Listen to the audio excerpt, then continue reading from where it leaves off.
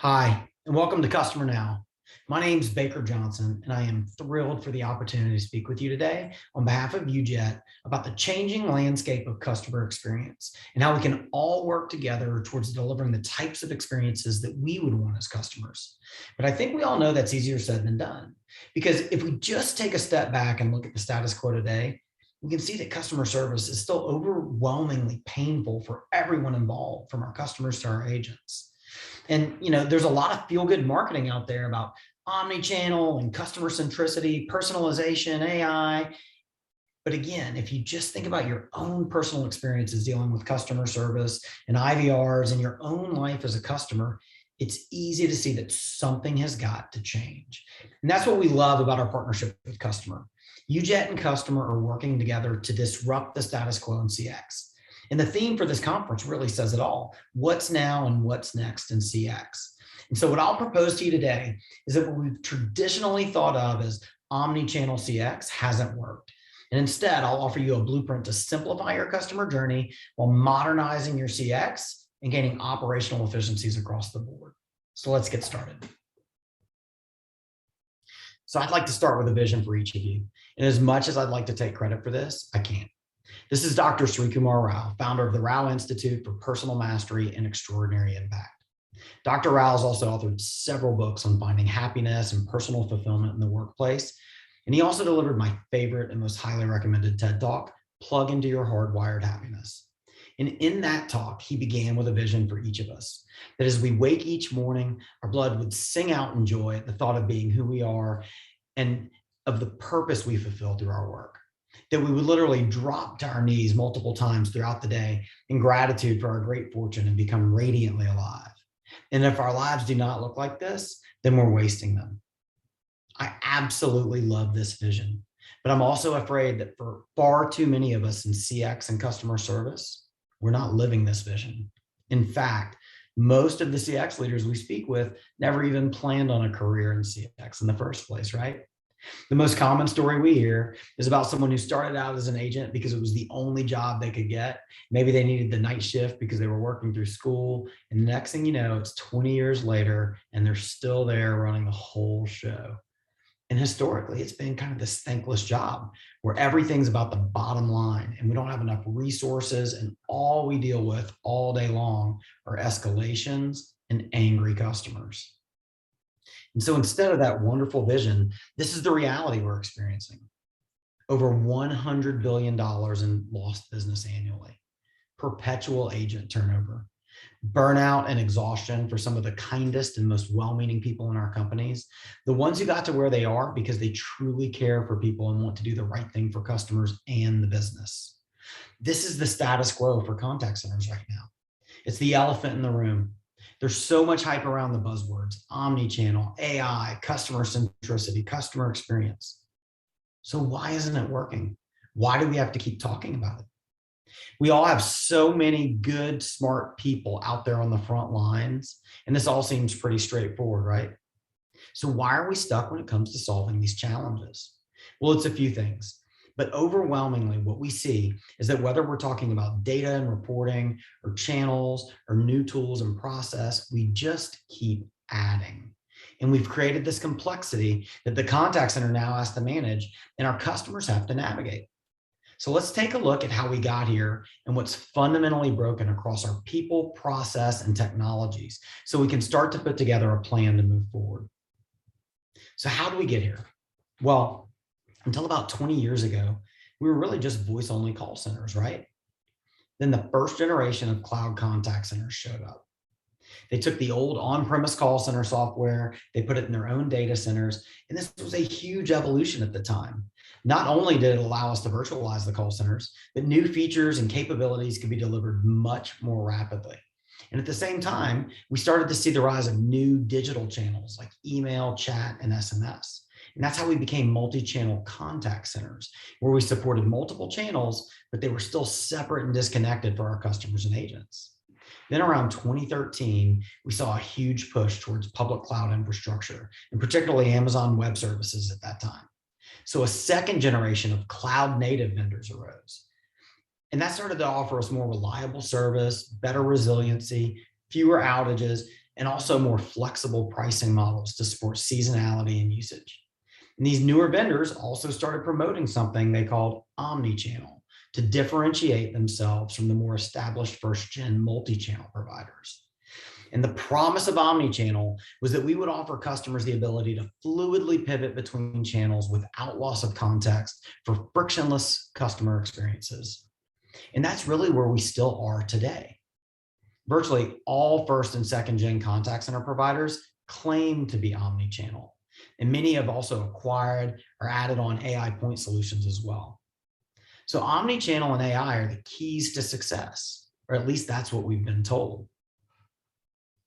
But with everyone talking about AI and omni-channel and personalized CX, you have to ask yourself, why are our brand experiences still so fragmented, unintelligent, and robotic? And the answer is actually really simple. In 2007, Apple introduced the iPhone. 1 year later, they launched the App Store with 500 apps, sparking a social and economic phenomenon that would change everything about how we interact with friends and family. So here we are, 14 years later. That's an absolute eternity in terms of technology adoption and innovation. More than 80% of all consumers today, regardless of generation, have a smartphone. Consumer mobile usage averages 5 hours per day, and app purchases have passed $100 billion annually. Mobile is not yet another channel to add to your digital stack.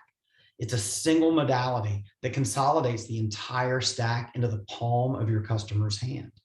It's simple, intuitive, and overwhelmingly preferred by consumers. And it can offer the contact center metadata and context we could only dream of 5 to 10 years ago. So why are we still treating it like a landline phone? And why are our customers still stuck switching channels and starting over and re-authenticating and repeating themselves and spelling things? Every one of us here today is a consumer, right? So just in my own personal life, I've got 3 little boys. So we're a family of 5. We travel. We're constantly buying and replacing electronics. We deal with insurance and our banks. And honestly, I can count on one hand the number of everyday brands that we deal with that have truly adapted their contact centers to provide better service for me as essentially a 100% mobile user. We haven't had a landline phone for years. And while I do initiate some interactions from the desktop, 9 times out of 10, it's through my smartphone, on the couch, on the go, whenever I can squeeze it in while doing something else. And it's not just me, it's all of us. And it's really not up for debate at this point. So what do I mean when I say that brands haven't adapted? Well, like most consumers, or like most of you, I'm going to do everything I can via the app or mobile web before I call in. The only exception there is really if I'm driving around and I need to be hands-free. And I always use the example of airline apps because we travel so frequently, but it could be almost any large brand you deal with frequently. Retail, utilities, tech support, delivery services. So most big brands either already have or are now investing heavily in their apps and mobile web, especially on the sales and marketing side of the business. And overall, we're doing a pretty good job investing in knowledge management for self-service on the support side. But if I can't figure it out myself, I hit that button of last resort, contact us. And what happens? I'm kicked out of the app into Dante's Inferno, the IVR. I'm dealing with the kids or I'm working on something at my desk, so I keep missing the menu prompts. You know how this goes. This happened to me just a couple of weeks ago with my preferred airline. I was traveling for work and I wanted to change my return flight. I started in the app. I couldn't make the changes I needed, so I hit contact us. I was kicked out of the application into my phone's dialer and into the IVR. Now, I pulled the app back up while I was waiting, so I'd have my confirmation number ready. But before connecting, I was forced back to the dialer because they wanted me to press 1 for yes or 2 for no to let them know whether I'd be willing to provide feedback after the interaction was done. Then once I was finally connected, I started over and I explained the entire issue to the agent, who then authenticated me by asking me my favorite pizza topping and my least favorite fruit or vegetable as a child. before finally getting my flight changed. This is a fundamentally broken, outdated, and comically bad experience. It threatens my loyalty to you as a customer, and it puts your agents in a terrible position from the start if I can ever actually connect to someone. And it ultimately costs you more time, energy, and resources than should be required to just take my money and give the customer what they want, right? That's channel switching. And it's the necessary evil that we still take for granted and just live with. And it's the pain point that omnichannel was built and marketed to solve for. But there's absolutely no good reason in this day and age, with the technologies that are available to us, for why we're still doing this to our customers and to each other. We've been drinking the omnichannel Kool-Aid for 10 years now. And the people talking about it are the same ones who told us that we were all doing the right things, and then if we just kept adding enough channels, we could meet the customer where they were, and our customer experiences would be great. So how's that going for us? Look, there's a quote from Einstein that I'm sure you've all heard in some form or fashion. He said something like, "We cannot solve our problems with the same mindset that created them." Consumers have evolved, and we must as well. We live in a world of digital voice and smart devices that can blend these channels and eliminate channel switching altogether. So why simply try to minimize the pain of channel switching when we can eliminate the problem entirely? So where's this all left us? These are the most common challenges that we hear when companies come to ujet for help. Now, some of these companies are decades-old financial institutions that stood up their call centers 30 years ago. And some of these companies are the newer digital disruptors that you never heard of before the last 5 to 10 years that are now making, the Forbes 50. But what they all have in common when they come to us is that they've been doing the right things, right? When it comes to providing omni-channel customer service and meeting their customers where they are. But they all still had these challenges: consistent CX across departments, lines of business, and regions, weak self-service offerings that frustrate customers more than they help, inability to tap into and leverage the native capabilities of the smart device their customers are all using. Does any of this sound familiar? Right? And then things like effortless resolution and CX as a growth engine are just pie in the sky. So what's wrong with this picture? Right? Were they really doing all the right things in the first place? Or were they doing the things that they were told would work by companies trying to extend the shelf life of their software 20 years past its prime? So what we have to do here is we have to overcome our own organizational design and the complexity that we've created with all of this channel stacking, because it's creating a ton of frustration and friction for our customers.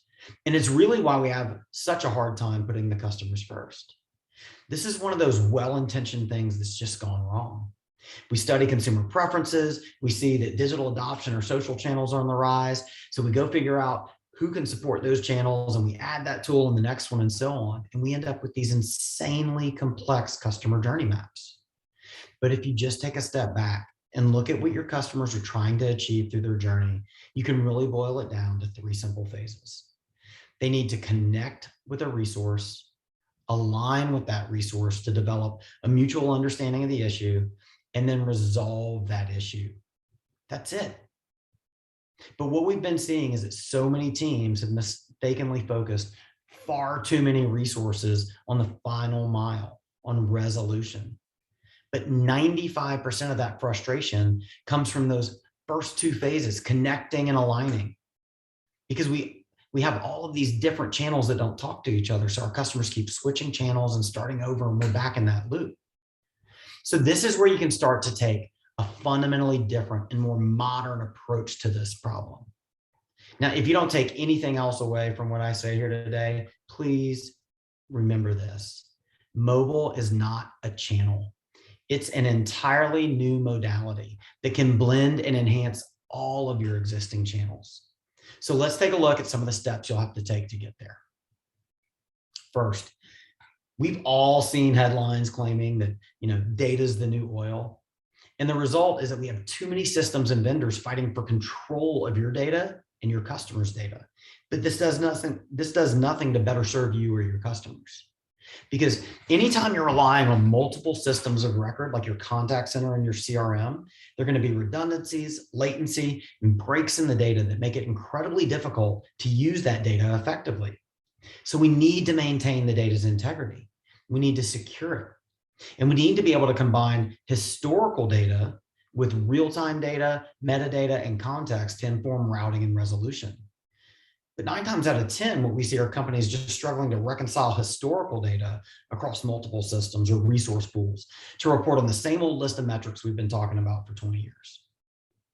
But instead, if you can eliminate storage of personally identifiable information in the contact center altogether, and instead read and write all of your interaction data to and from your existing system of record, the CRM or the ERP, you'll gain incredible agility.